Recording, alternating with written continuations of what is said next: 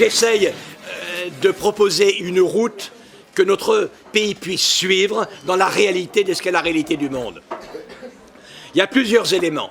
Tout d'abord, il faut absolument réhabiliter ce qu'est l'engagement collectif, ce qu'est le désir collectif de se fixer un but, pour plusieurs raisons. Tout d'abord parce que l'un des défis extraordinaires qui existent aujourd'hui est incontestablement un défi écologique. Mais ce défi écologique, c'est-à-dire ce souci de léguer aux générations futures une terre compatible avec l'épanouissement d'une vie authentiquement humaine, comment voulez-vous que cela puisse être réglé uniquement par la satisfaction financière de l'appétit des actionnaires, s'il n'y a pas une action et une volonté publique, en effet, de léguer aux générations futures une terre compatible avec l'épanouissement d'une vie authentiquement humaine. Par ailleurs, cette politique qui se déroule aujourd'hui est profondément immorale. Je vous ai dit que je vous en parlerai. Pourquoi elle est profondément immorale? C'est qu'à la limite, dans une extraordinaire société d'abondance, je ne sais pas, le jardin d'Éden, si jamais ça avait été une société d'abondance, il y avait que 2 habitants, c'était pas trop compliqué. Mais enfin, au niveau du jardin d'Éden, si Adam et Ève s'empiffraient comme ils le voulaient, vu qu'il y avait du lait, du miel partout, des fruits et qu'on pouvait en manger à satiété, aucun problème. Mais ce n'est pas le cas aujourd'hui. Ce n'est pas le cas.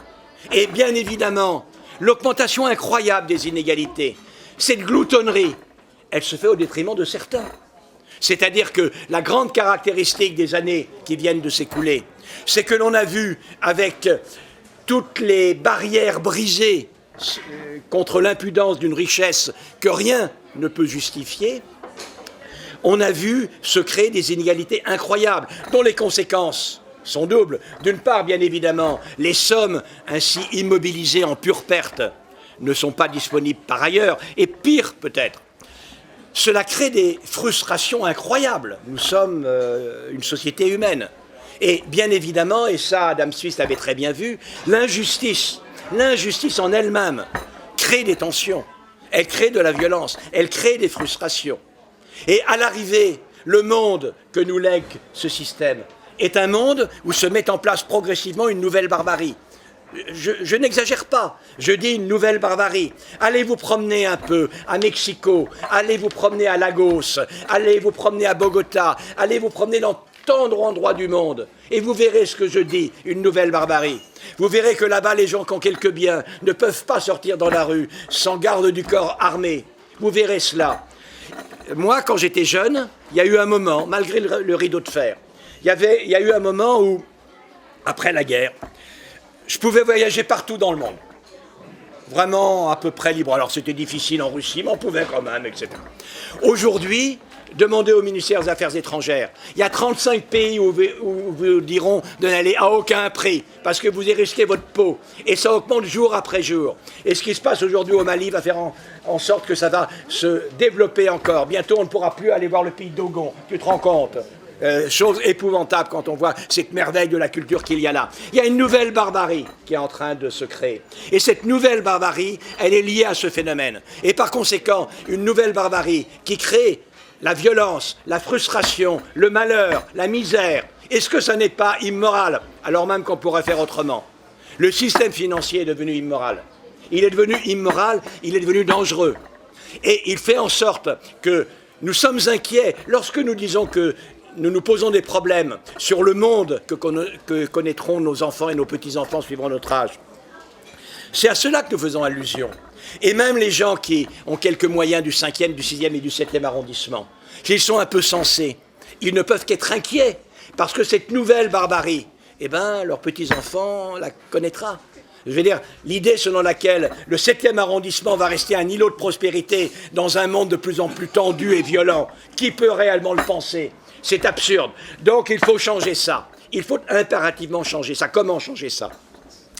Il faut changer ça tout d'abord, comme je l'ai dit, par la réhabilitation de la valeur de l'engagement collectif. Il faut réhabiliter ça par des systèmes tels que, au niveau européen, on ne va pas y arriver tout seul, mais il faut que le futur président de la République, et ça n'est pas le conservateur Sarkozy qui le fera, il faut que François Hollande, il s'y est engagé, avec sa conviction, avec force, avec les sociodémocrates et les socialistes qui pourront être élus en Europe. Ils disent « Nous ne pouvons pas continuer à construire l'Europe comme cela ».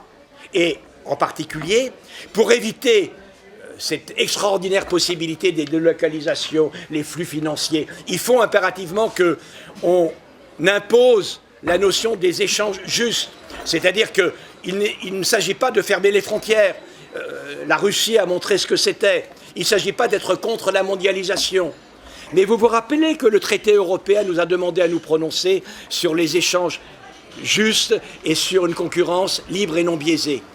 Qu'est-ce qu'il y a de plus biaisé qu'une concurrence entre des zones économiques dont les niveaux salariaux et de protection sociale vont de 1 à 10 ?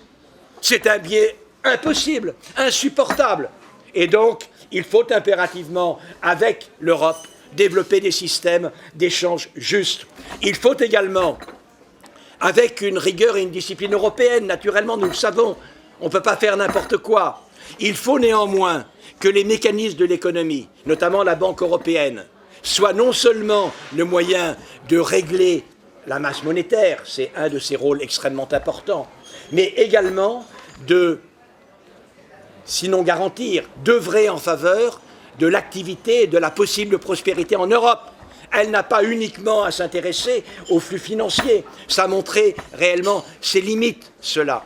Et puis dans notre pays, qui peut supporter réellement, qui peut supporter qu'une partie de cette infamie imbécile qu'est le jeu financier avec des flux financiers considérables, la création de ces produits financiers, le fait qu'on ne soit plus capable de produire des biens qu'on vend, nous a fait, à un moment donné, nous a fait penser qu'on pourrait s'enterrer en clonant l'argent, en créant des produits financiers qui s'auto-multiplieraient par eux-mêmes.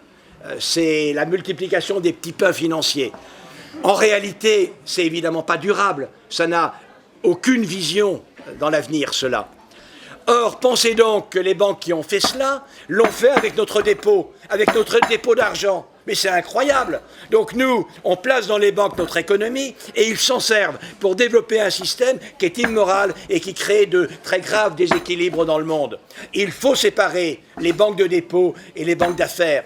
Que les banques d'affaires se démerdent pour avoir leurs fonds où elles veulent et faire des affaires. Mais pas avec les banques de dépôt. Avec notre argent, ce que nous voulons, c'est qu'il soit utilisé pour prêter aux entreprises, pour dynamiser l'industrie, pour essayer d'agir là où il faut agir.